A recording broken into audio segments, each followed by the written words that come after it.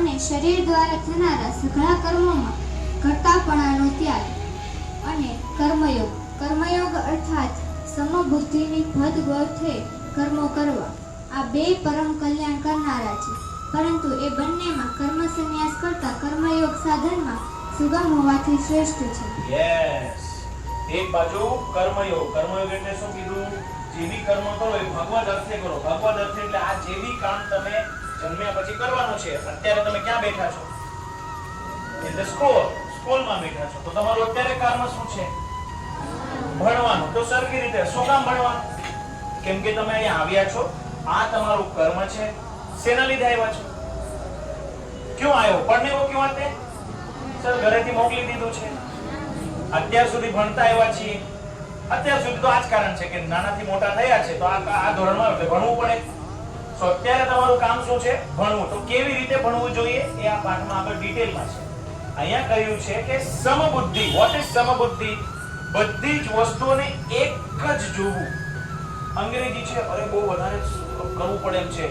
આંકડા for example પડે, આંકડા ઓછું છે, આ મને નથી ફાવતું તો ઓછું કરે, આમાંથી એટલું નહીં કરું. ના, બધું સમબુદ્ધિ, બધાને એક જ ભાવથી જોવું. આ તમારું કર્મ કરવાની રીત હોવી જોઈએ. અંગ્રેજીને હું વધારે ભણું બાકીને ઓછું આપું, કાં તો અંગ્રેજી મને ફાવતું નથી એ ઓછું કરીને મને જે બહુ ગમે છે એમાં વધારે કરું, આ યોગ્ય નથી. તમારા ઓવરઓલ રિઝલ્ટ ઉપર ફેર પડે, તો એ થવું ન જોઈએ. એટલે કહ્યું છે કે જે યોગી કર્મયોગી બને, અને કર્મયોગી શું છે? સમબુદ્ધિ રાખીને બધા જ કાર્યને એક જ સ્તરે જોવું, બધાને સરખો ન્યાય આપવો, એવો કાર્ય કરનાર કર્મયોગી છે. અને આ કાર્ય કર્મ સંન્યાસ કરતા વધારે શ્રેષ્ઠ છે. એટલે કર્મયોગી બનવું વધારે સારું. પણ એની સાથે કર્મ સંન્યાસી બી બની શકાય. એ કેમ? તો કે આગળના ભાગમાં છે. હે મહાબાહુ, જે માણસ ન તો કોઈનો દ્વેષ કરે છે કે ન તો ખુશાઈની આકાંક્ષા કરે છે, તે કર્મયોગી સદા સંન્યાસી જ સમજવા યોગ્ય છે.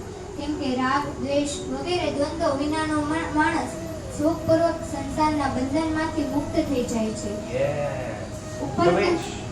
દ્વેષ મતલબ क्या? What is દ્વેષ? હું ઈર્ષા, કરેક્ટ? ઈર્ષા અથવા એક કટાક્ષની ભાવ, ગુસ્સેની ભાવના. ફોર એક્ઝામ્પલ હું કોકને ખીજાવ, ભલે એની ભૂલ નાની ભલે થોડું વધારે ખીજાવ, તો મારા પ્રતિ દ્વેષ ભાવના આવે કે ન આવે? તો ભગવાન કહે છે કે આવી જે ભાવના છે, દ્વેષ ભાવના, રાગની, ગુસ્સાની ભાવના, કે ગમે એવી નેગેટિવ ફીલિંગ્સ તમારાની અંદર હશે તો તમે સુખી નહીં થાઓ. પણ એવો વ્યક્તિ જે આવી બધી ભાવનાઓથી છુટકારો મેળવી લે જીવતા, અત્યારે આ શરીરની અંદર જ, એ સૌથી વધારે સુખી પ્રાણી કહેવાશે. એ સૌથી વધારે સુખી જ રહેશે. એનીથી સુખ્યા જીવનમાં તમને કોઈ મળશે નહીં. કાલે ઉઠીને હું ખીજાવ તો તમને એ ખબર હોવી જોઈએ કે મારા સારા માટે છે, મારા ખોટા માટે નથી કીધેલું. આ તમને અંદરથી ખબર હોવી જોઈએ. આવો વ્યક્તિ કર્મયોગી ઓટોમેટિક ગણાય. એને આપવાની જરૂર ના પડે કે કર્મયોગી છે. એને અંદરથી સુખ થવું જોઈએ. ખીજાણા છે મારા સારા માટે જ હશે તો હું આમાં ફેરબદલ કરીશ. આ સુખ અંદર થવું જોઈએ. ભલે ખીજાણા છે, ગમે એટલા કટુ શબ્દ કીધા હોય, મારા સારા માટે છે, આ ભાવના હોવી જરૂરી છે. એને કહેવાય કર્મ યોગ. ઉપર કહેલા સંન્યાસ અને કર્મયોગને બાળક બુદ્ધિના માણસો અલગ અલગ ફળ આપનાર કહે છે, ડાહ્યા માણસો નહીં. કેમ કે બંનેમાંથી એક પણ સમ્યક રીતે સ્થિત માણસ બેના ફળ સ્વરૂપ પરમાત્માને પામે છે. ડાહ્યા માણસો અને बालक बुद्धि वाला मानस सभी होते हैं. हमारी उम्र में भी होते हैं, तुम्हारी उम्र में तो ऑलरेडी है. હું ખીજાઉં અને તમને એવું લાગે કે ના ના આ તો બહુ વધારે બોલે, આ તો થોડી બોલાય, આવું થોડી હોતું હશે, આવી ભાવના રાખવાવાળા બાળ બુદ્ધિ. અને એ જ હું બીજાને સેમ ખીજાઉં એ જ ભૂલ માટે, અને ઈ વિચાર કરે કે આટલું બોલ્યા છે તો સરને દેખાણો છે મારામાં કાંઈક છે એટલે જ સરે કીધું છે, આ તો મેડમે કીધું છે, આ તો પપ્પાએ, કાં તો મમ્મીએ, કાં તો સંબંધીએ મને ખીજાવાનું કારણ છે, તો મારે એ કારણ સમજીને મારી તાકાતને એ રીતે વાપરવું જોઈએ જે હું નથી કરતો અથવા નથી કરતી. એ ભાવ રાખનાર સર્વશ્રેષ્ઠ ગણાય છે. એ તમારું કર્મયોગનું મેઇન ભાગ છે. જ્ઞાન યોગ્યો વડે જે પરમ ધામ પ્રાપ્ત કરાય છે, કર્મયોગ્ય વડે પણ એ જ પ્રાપ્ત કરવામાં આવે છે. આથી જે માણસ જ્ઞાન યોગ અને કર્મફળને ફળ રૂપે એક જુએ છે તે જ યથાર્થ જુએ છે. કર્મયોગના જે ફળ છે એ જ્ઞાન યોગનું બી ફળ છે. આ બે ફળોને એક જોવો. અત્યારે આપણે શું જોયું? કર્મયોગ એટલે કેવી પ્રકારે કર્મ કરવું જોઈએ? સમબુદ્ધિથી. કેવીથી? તમારી બુદ્ધિમાં બધા જ ફળ બી સેમ હોવા જોઈએ. તમારા સારા કાર્યના ફળ એ જ છે, તમારા ખરાબ કાર્યના બી ફળ એ જ રહેવાના છે.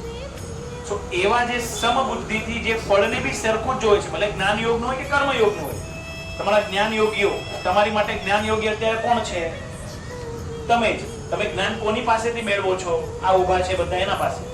તો અમારા દ્વારા મેળવેલા જ્ઞાન અને તમે જે કર્મ કરો છો એનું ફળ શું છે? એક્ઝામનો રિઝલ્ટ. એ બે રિઝલ્ટ એક મત જ ગણાવવું જોઈએ. સરે મને ખરાબ ભણાવ્યો એટલે મારો રિઝલ્ટ ખરાબ આવ્યો, સરે ઓલીને વધારે ભણાવ્યો એટલે એનો રિઝલ્ટ ખરાબ આવ્યો. ના, સરે ભણાવ્યું બી બરાબર છે, મેં મારું જે કર્મ કર્યું છે એ પ્રમાણેનું રિઝલ્ટ આટલું જ હોય છે અને આટલું જ હશે. એ ફળ બેનું સેમ છે, એવી સર્જન જ થઈ છે. આમ માનીને તમારે કર્મનું ફળનું જોવાનું છે. કર્મોના ફળોને એમ નથી જોવાનું મેં તો કર્યું હતું પણ મને ન આપ્યું તો આ તો ખોટી વસ્તુ છે. ના, તમે જેટલું કર્યું છે એટલું જ તમારા નસીબમાં બી છે અને એ જ મળ્યું છે. તમારી સાથે અન્યાય તો મોટા ભાગે નથી જ થવાનું. બોર્ડ એક્ઝામમાં તો બિલકુલ જ નહીં. સો કર્મ એ જ રીતે કરો કે તે જે તમે કરશો એટલું જ મળવાનું છે. તમે કર્યું છે અને તમને નહીં મળે, આ ભાવ જ ખોટો છે. સમબુદ્ધિ એ છે કર્મયોગનું મેઇન બીજો પોઈન્ટ. તેમ છતાં પણ હે મહાબાહો, કર્મયોગ વિના સંન્યાસ, મન ઇન્દ્રિય